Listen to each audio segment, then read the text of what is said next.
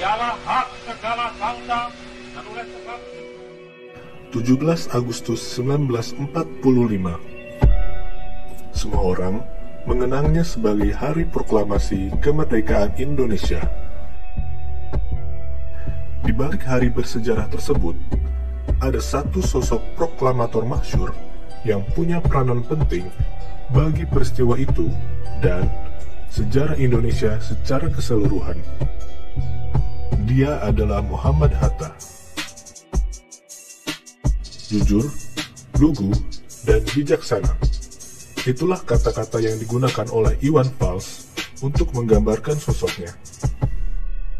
Di luar itu, sebenarnya ada banyak kiprah Hatta yang menorehkan tinta emas dalam sejarah tanah air. Lalu, bagaimana jejak sang proklamator tersebut?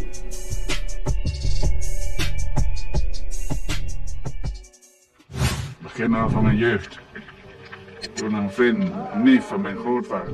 Hatta lahir dengan nama Muhammad Attar pada 12 Agustus 1902 di Bukit Tinggi, Sumatera Barat. Keluarganya memiliki latar belakang religius yang cukup kental, di mana kakeknya adalah ulama terhormat di Batu Hampar. Ayahnya, Haji Muhammad Jamil, meninggal sebelum ia berusia 1 tahun. Ia lalu dibesarkan oleh keluarga ibunya, yaitu Siti Saleha. Sejak masih belia, intelektualitasnya sudah mulai terlihat. Di usia yang masih sangat muda, ia juga sudah mulai tertarik dengan dunia politik. Ia banyak membaca surat kabar yang meliput politik dan perdebatan di dalam Volksraad.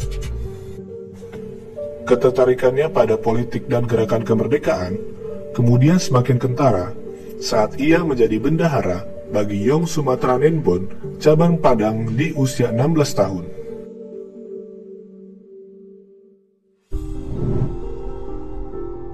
Pada tahun 1922, Hatta pergi ke Belanda untuk mengambil studi di Handels Hogeschool atau Sekolah Tinggi Bisnis Belanda. Ia mendapatkan gelar doktorandus pada tahun 1932. Selama di Belanda, Hatta muncul sebagai tokoh penting dalam organisasi nasionalis, yaitu Perhimpunan Indonesia, di mana ia menjadi bendahara pada tahun 1922 dan ketua pada tahun 1930. Aktivitas Hatta melalui organisasi tersebut dan jurnal Indonesia Merdeka membuatnya mulai diperhatikan oleh Belanda. Pada tahun 1927, ia ditahan oleh Belanda bersama dengan 4 aktivis Perhimpunan Indonesia lainnya. Ia menolak berbagai tuduhan Belanda melalui pidatonya yang fenomenal, Indonesia Merdeka. Saat Hatta kembali ke Indonesia pada Juli 1932, ia menjadi salah satu tokoh nasionalis paling berpengaruh di dalam negeri. Bersama Sultan Syahrir, ia menggerakkan Pendidikan Nasional Indonesia atau kerap dikenal sebagai PNI baru. Sayangnya, sikap Belanda di Indonesia ternyata lebih keras ketimbang di negara asalnya.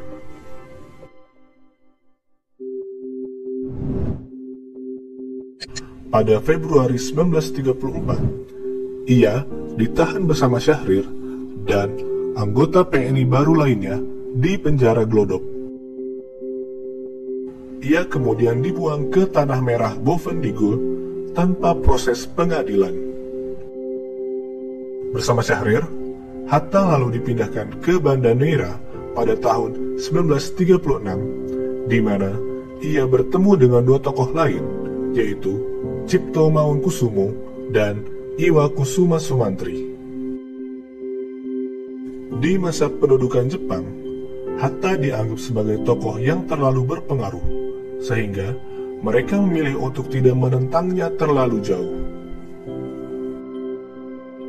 Hatta memang memilih berkooperasi dengan Jepang, tetapi ia menggunakan posisinya untuk meningkatkan semangat nasionalisme dengan kemerdekaan sebagai tujuannya.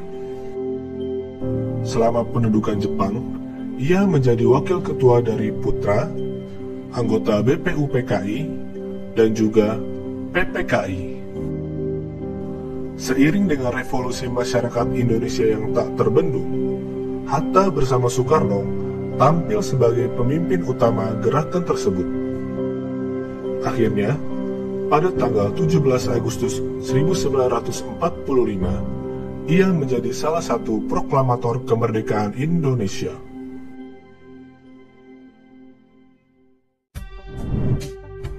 Hatta berbagi otoritas dengan Soekarno, di mana ia menjadi wakil presiden pertama Indonesia. Selama 5 tahun pertama, mereka saling membagi tugas dan bekerja secara harmonis untuk negara yang masih sangat muda. Herbert Faith menggambarkan Hatta sebagai sosok administrator, intelijen, terlatih dalam ekonomi dan analisis sosial, serta manuver organisasi. Hal itu dapat melengkapi Soekarno yang lebih bertipe karismatik dan solidarity maker. Tak hanya menjadi wapres, Hatta juga pernah beberapa kali menjadi Perdana Menteri bagi Indonesia. Selama menjadi tokoh penting bangsa, Hatta amat terkenal dengan komitmennya pada demokrasi.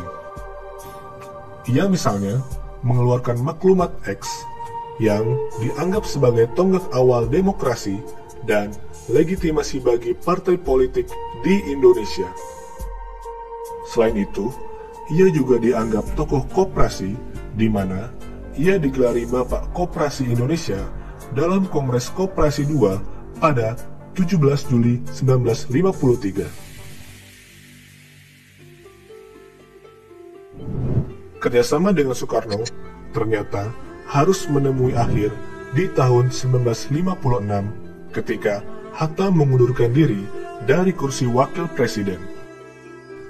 Sejak tak menjadi wapres, perannya di muka publik sudah semakin minimal. Hatta akhirnya menghembuskan napas terakhirnya pada tahun 1980 dengan berbagai warisan pentingnya untuk bangsa ini. Perlu diakui, jika Hatta telah menorehkan banyak tinta emas bagi bangsa ini.